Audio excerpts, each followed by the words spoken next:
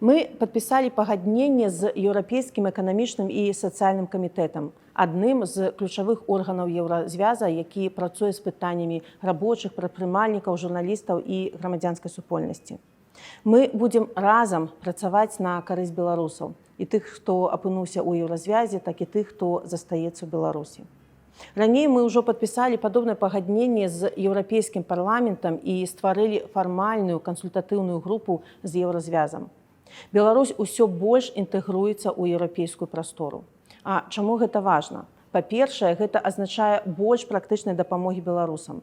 Нашыя праблемы будуць вырашацца хутчэй, і мы атрымаем свой голас у прыняцці рашэнняў. Па-другое, гэта падкрэслівае суб'ектнасць Беларусі. Частка міжнароднай супольнасці ўсё яшчэ ўспрымае Беларусь як дадатак да Расіі, але Лукашенка не Беларусь. Мы, беларусы, бачым сваю будучыню ў Еўропе. І гэтым супрацоўніцтвам мы паказваем, што беларусы – гэта не рэжым.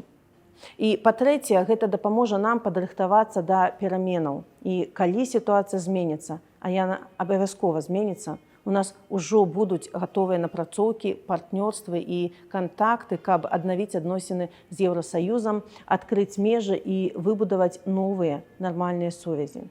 І мы ўдзячныя ўсім краінам, якія падтрымліваюць Беларусь і беларусаў. І будзем далей пашыраць гэтыя кантакты, каб не дазволіць рэжыму ізаляваць нашу краіну.